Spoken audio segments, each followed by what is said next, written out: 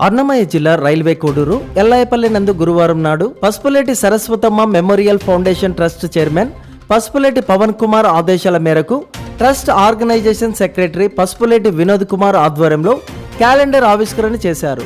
పసుపులేటి వినోద్ కుమార్ మాట్లాడుతూ సమాజ సేవ అందించడంలో Pasupuleti Saraswatamma memorial foundation trust ఓ లక్ష్యమని, ప్రతి మనిషి, ప్రతి సంస్థ, ప్రతి వ్యవస్థ అన్ని విలువలు తెలుసుకొని క్రమశిక్షణతో సమాజ సేవ అందించిన నాడే అన్ని రంగాలలో అభివృద్ధి చెందడానికి వీలుంటుందని పేర్కొన్నారు. అలాగే మా యొక్క సంస్థ ద్వారా నిత్యావసర సరుకులు, వైద్యం, విద్య, పర్యావరణ కార్యక్రమాలు, విద్యారంగంలో విస్తృత సేవలు అందించి సంస్థకు సహకరించిన వారికి మా సంస్థ చేదోడు వాదోడుగా నిలుస్తుందని పేర్కొన్నారు.